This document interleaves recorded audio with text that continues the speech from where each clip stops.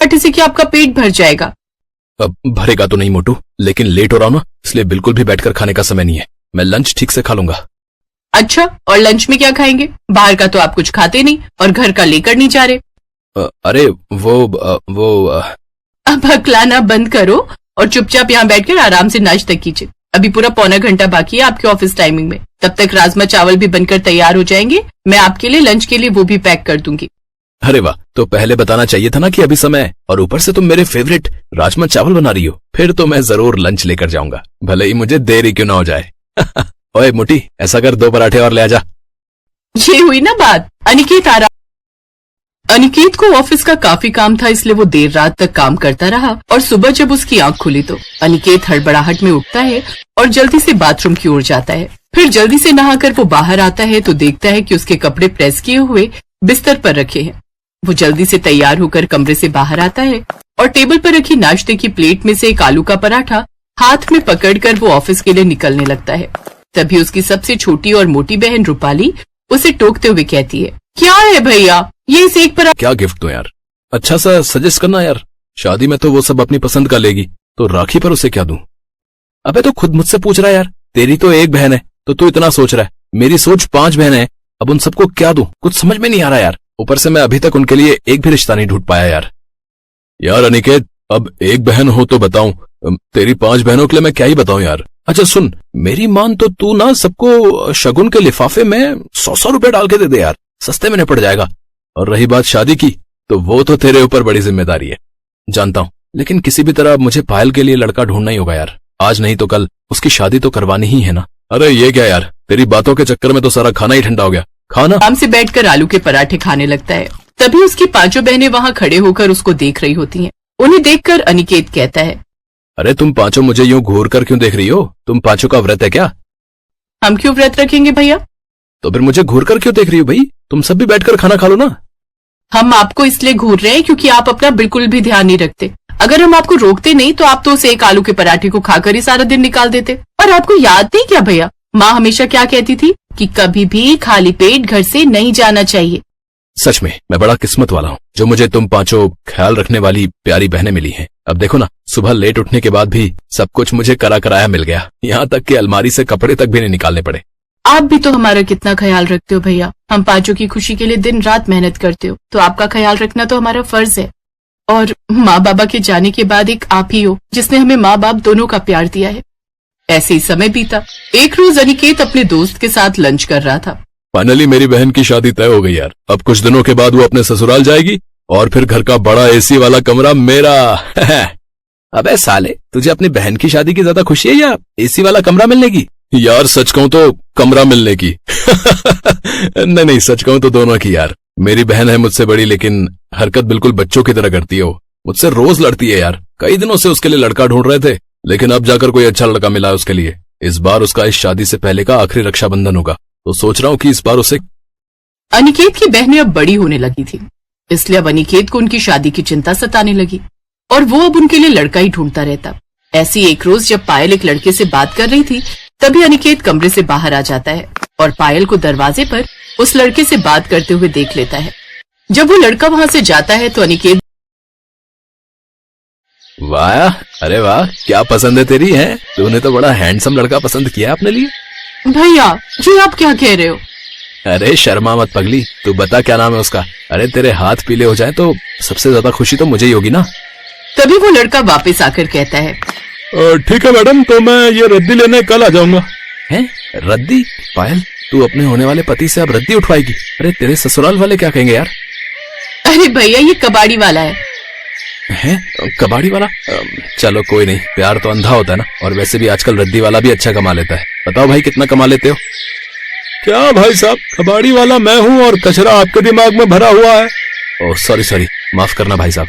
भैया आपने टेंशन के चलते कहीं सच में पायल दी की शादी कबाड़ी वाले से मत करा देना। हाँ नहीं तो हम सबको उसे कबाड़ी जीजू कहकर बुलाना होगा। अच्छा अब ये सब छोड़ो। वैसे भैया आपको याद है ना आज संडे और आपने हम सबको प्रॉमिस किया था कि आप हमें रक्षाबंधन की शॉपिंग के लिए मार्केट लेकर जाएंगे।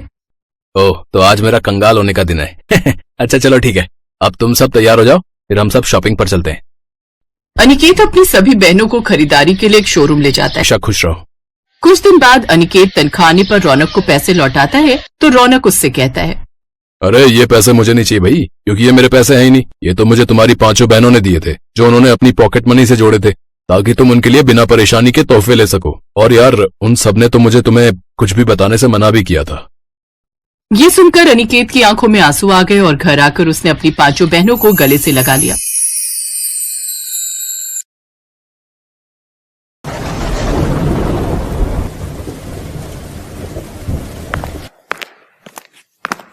माँ उठो माँ, लो ये दवाई खा लो। हाँ हाँ बेटा, जरा मदद कर दे बेटा। अब तो शहर है जहाँ वो सब अपने लिए कपड़े और सुंदर सुंदर राखी खरीदती हैं, लेकिन इन सब में उसके काफी पैसे खर्च हो जाते हैं। हे भगवान, काफी पैसे खर्च हो गए। अभी तो बिजली का बिल, पानी का बिल और घर में राशन भरवाना बाकी है, और अभी तनख्वाह आने में 10 दिन बाकी हैं। लेकिन कोई बात नहीं, इन पैसों के बदले जो मैं इनके चेहरे पर खुशी देख पा रहा हूँ, उससे एक अलग ही सुकून है। अरे भैया, आप अपने लिए कुछ नहीं ले रहे? नहीं, मेरे पास अभी कपड़े रखे हैं। वो कुर्ता पजामा लिया था ना दिवाली पर, तो बस वही पहन लूंगा। वो सब घर आ जाते हैं, लेकिन अब अनिकेत काफी परेशान था। अब उसके बाकी पैसे, बिजली का बिल, घर का राशन और बाकी खर्चों में निकल गए। अब उसके समझ में नहीं आ रहा था कि वो अपनी 5 बहनों को राखी का गिफ्ट कहाँ से लाकर देगा। अगले दिन वो ऑफिस में रौनक से इस बारे में बात करता है। यार रौनक, वो मुझे कुछ पैसों की मदद चाहिए यार। साल में एक बार ये त्योहार आता ना, तो अपनी बहनों को कुछ नहीं दे पाऊंगा, तो अच्छा नहीं लगेगा यार। माफ करना दोस्त, लेकिन तू तो जानता है ना, शादी वाला घर है, तो पैसे कहीं ना कहीं खर्च हो जा रहे हैं यार। लेकिन उनकी ये सारी बातें रूपाली फोन पर सुन लेती है।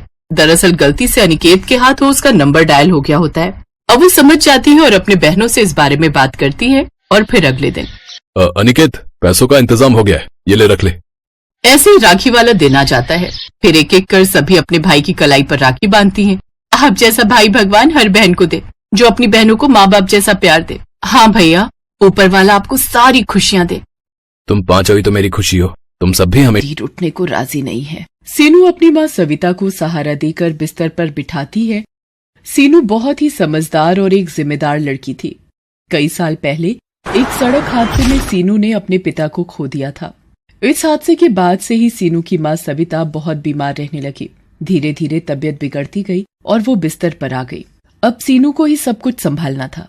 उसने शहर के मेन मार्केट में सब्जी बेचना शुरू कर दिया। छोटी सी उम्र में वो घर का खर्चा चला रही थी, लेकिन किसी अच्छे डॉक्टर से अपनी माँ का इलाज करवा पाना उसके बस से बाहर था।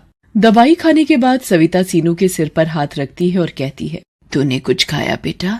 हाँ माँ, खा लिया। तुम मेरी चिंता मत करो, बस आराम करो और सबसे जरूरी बात, खुश रहा करो। मैं बाजार जा रही हूँ, कोई भी परेशानी हो तो पड़ोस से बिमला मौसी को बुला लेना, ठीक है?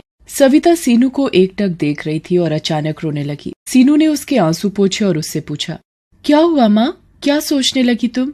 मुझे माफ कर दे बेटा, इतनी सी उम्र में तुझे कितनी मेहनत करनी पड़ रही है और मैं सारा दिन बस बिस्तर पर ही पड़ी रहती हूँ। काश तेरा कोई भाई होता तो आज हमारी ये हालत ना होती। ये कैसी बातें कर रही हो माँ? तुम बीमार हो इसलिए कुछ नहीं कर पा रही हो, और मेरा भाई होता तो वो भी यही करता जो मैं कर रही हूँ। जो है सब अच्छा है। अब तुम आराम करो, मैं चलती हूँ और ज्यादा सोचना मत। इतना कहकर सीनू सब्जियों का ठेला लेकर बाजार की तरफ चली गई। उसने भले ही अपनी माँ को दिलासा दे दिया था, लेकिन सच तो ये था कि उसे भी किसी सहारे की जरूरत थी।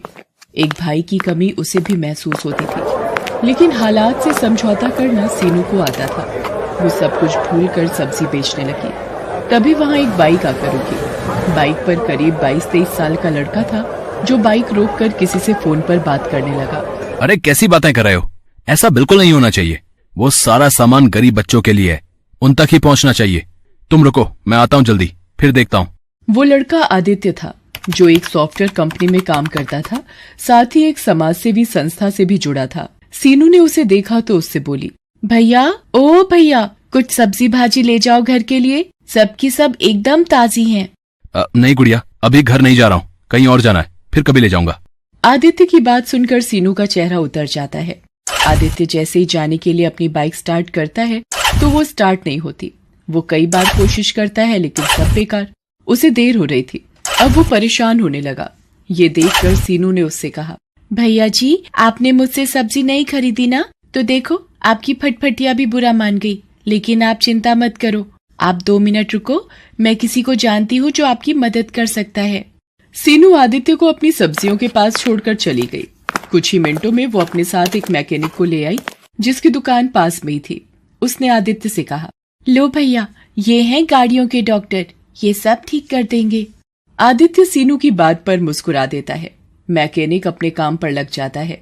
आदित्य सीनू से कहता है, गुड़िया, तुम्हारा बहुत बहुत शुक्रिया। तुम मदद ना करती तो पता नहीं कितनी देर लग जाती। वैसे नाम क्या है तुम्हारा, और तुम्हारे पापा का है? मेरा नाम सीनू है और मेरे बाबा वो तो भगवान जी के पास चले गए कई साल पहले। ओह, और तुम्हारी माँ? और कौन है तुम्हारे घर में?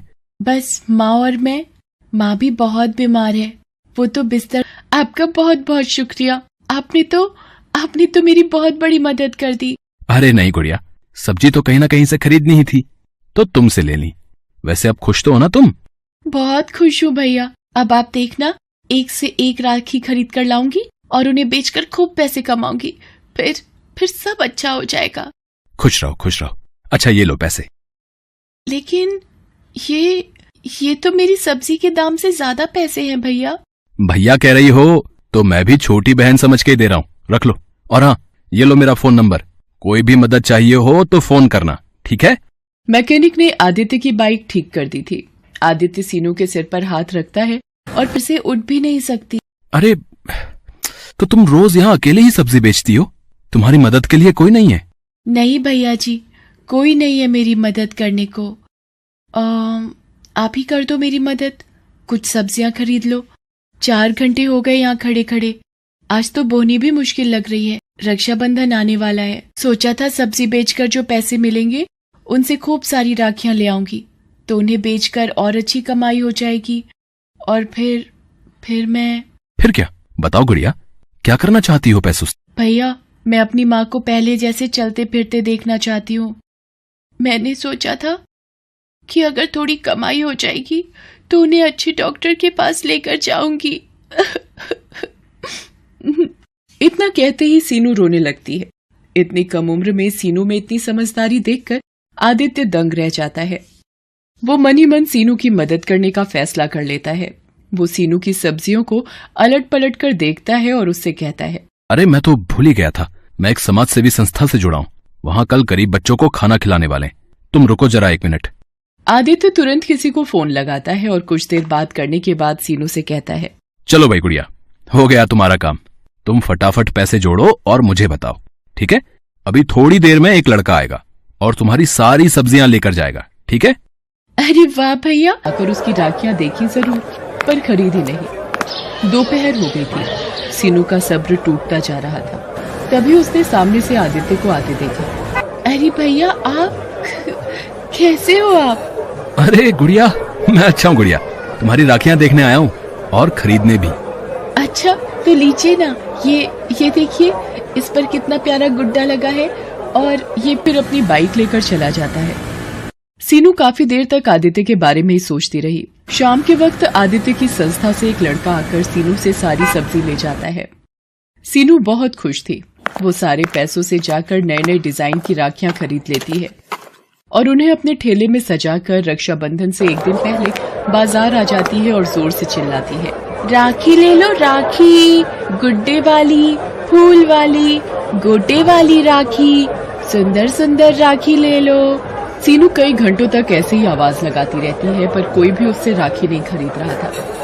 दरअसल कुछ ही दूर राखियों की एक बड़ी सी दुकान थी जहां सीनू से ज्यादा वैरायटी की राखियां थी, इसीलिए सभी लोग उसी दुकान से राखियां खरीद रहे थे। ये देखकर सीनू फिर से उदास हो गई थी। शाम हो गई पर उसकी एक भी राखी नहीं बिकी। वो अपनी राखियों के साथ घर पहुंची तो उसे उदास देखकर सविता ने पूछा, क्या हुआ सीनू? जाते हुए तो बड़ी खुश थी तू। क्या बताऊं माँ, पूरा दिन धूप में चिल्लाती रही पर किसी ने एक भी राखी नहीं खरीदी मुझसे। सब लोग उस रामलाल की दुकान पर ही जा रहे थे। कल रक्षाबंधन है, अगर कल भी मेरी राखियां नहीं बिकी तो क्या होगा माँ? हिम्मत मत हार बेटी, भगवान किसी को तो भेजेंगे। सीनू ने अपने सारे पैसे राखी खरीदने में लगा दिए थे। अब तो उसके पास बेचने के लिए सब्जियां भी नहीं थी और ना ही वापस सब्जी खरीदने के लिए पैसे। अगले दिन रक्षाबंधन था। वो सुबह सुबह ही अपनी राखियां लेकर बाजार पहुंच गई। 1-2 लोगों ने